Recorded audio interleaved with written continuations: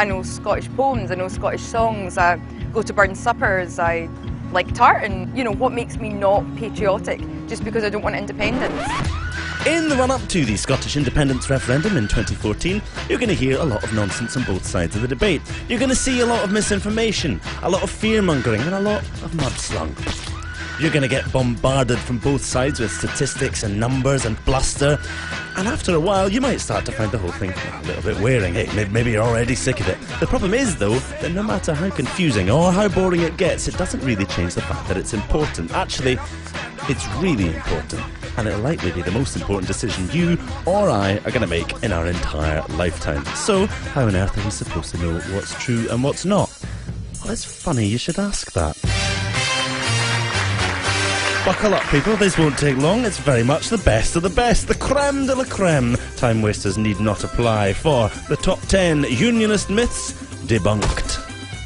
At 10, it's one of the most dramatic arguments in the book, and one which at first glance seems almost entirely plausible. Have your documents at the ready, folks, for border controls between Scotland and England. I don't want my kids, when they cross into Scotland, to have to carry a passport. The No campaign would have us believe that this is an inevitability, but it's most definitely not. There are currently no passport controls between the UK and the Channel Islands and the Isle of Man, which are not only outside the UK, they're not even part of the EU. Which brings us neatly onto number 9. This one was vying for the top spot for a while, before No campaigners started to go suspiciously quiet about it recently. That is the claim that an independent Scotland would not be granted access to the EU.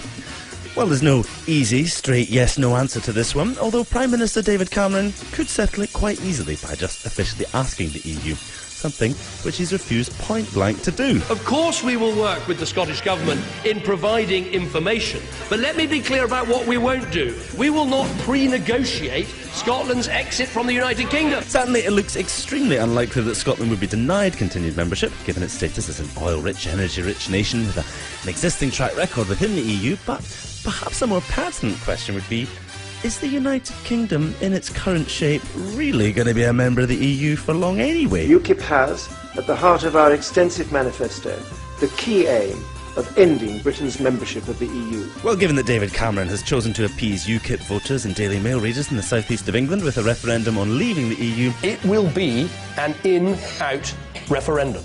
it seems more logical now to assume that the only way to safeguard Scotland's place within Europe is through independence. It's long since dropped from the top spot, but despite losing all credibility, it's clinging on to its place at number 8. That's right, it's that old chestnut. We're subsidised by Westminster and we couldn't survive on our own. Well, this argument is old news by now. Even David Cameron admits it's a myth, for goodness sake. I'm not saying that Scotland couldn't make it on her own. Of course, Scotland could. But for those people who've been hiding under a rock for the past 2 years, have some numbers. Scotland pays 9.4% of UK tax, with just 8.4% of the UK's population, which technically means we subsidise the rest of the UK.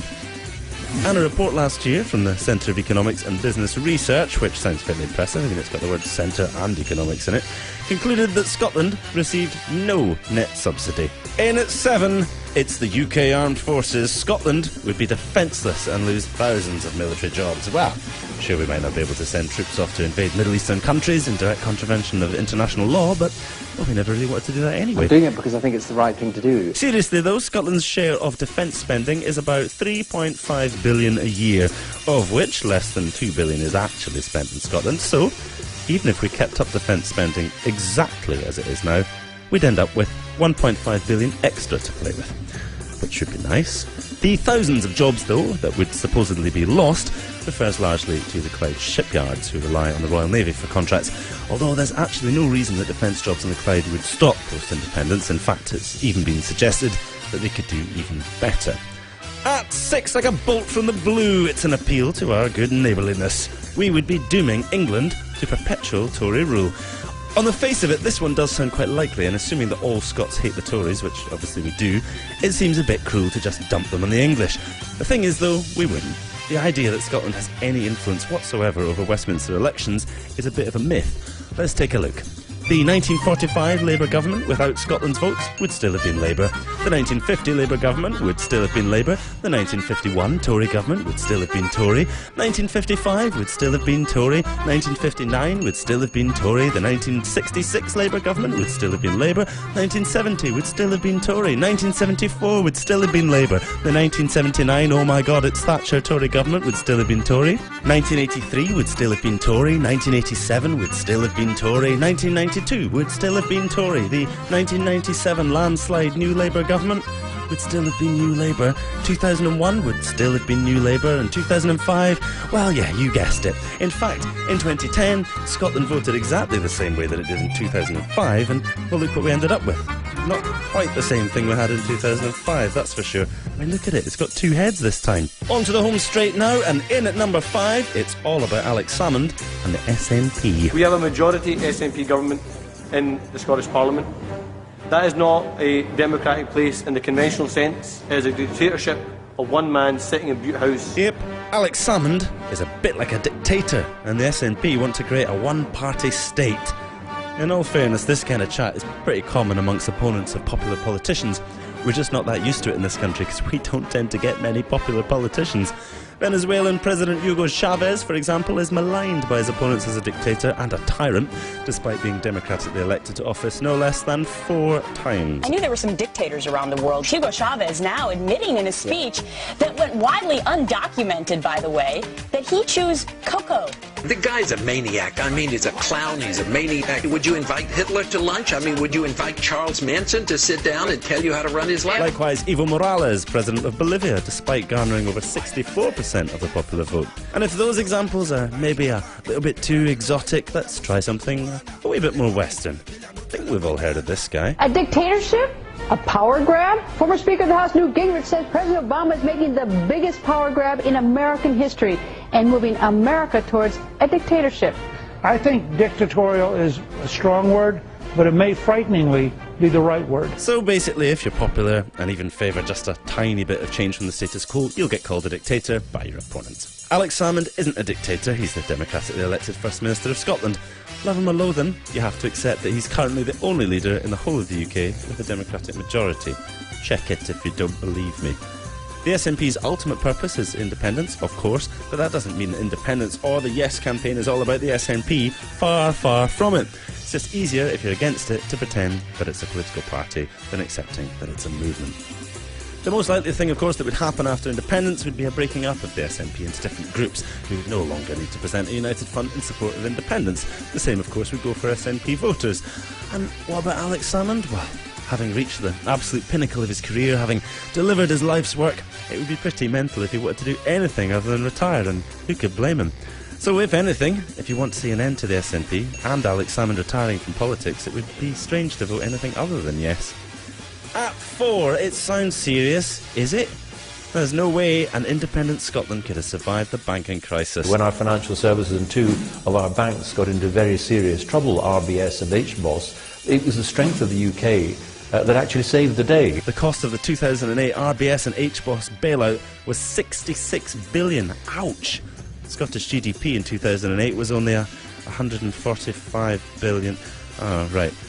So of course we could have survived it. I say survive. Deal with it really easily would be more appropriate.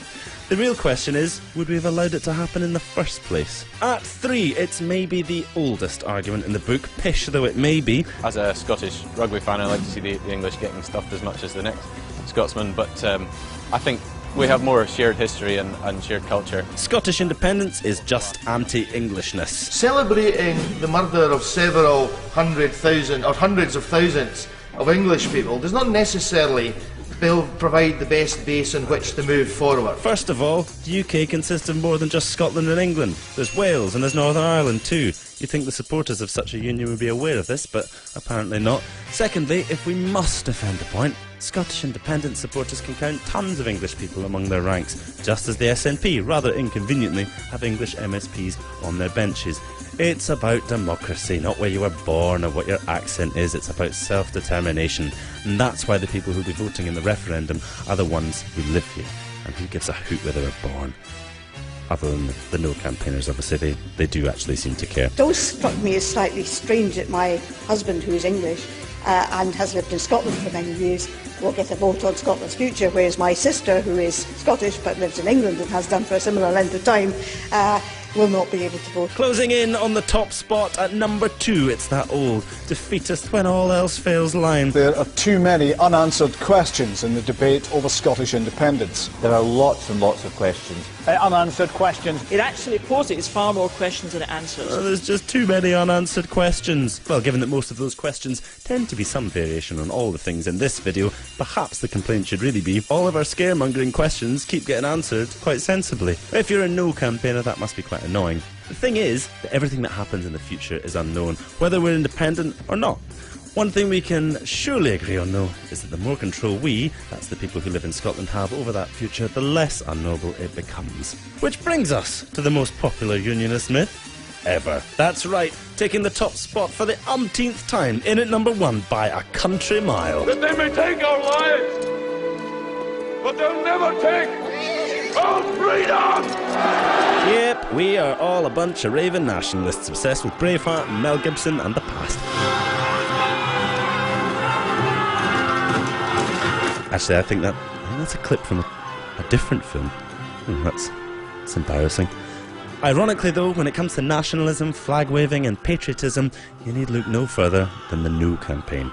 They never shut up about it. I'm Scottish and British. I'm proud to be Scottish. I'm very patriotic. What makes me not patriotic? Just because I don't want independence? I'm very patriotic, and it's because I'm patriotic that I don't want independence. If you like this video, please share it. Share it with a yes supporter, share it with a no supporter. It's fine, they're alright once you get to know them. Not Alistair Darling, obviously, he's weird, but some of them are alright. Like it, comment on it, watch it again. Most importantly, though, stay informed and vote yes in 2014.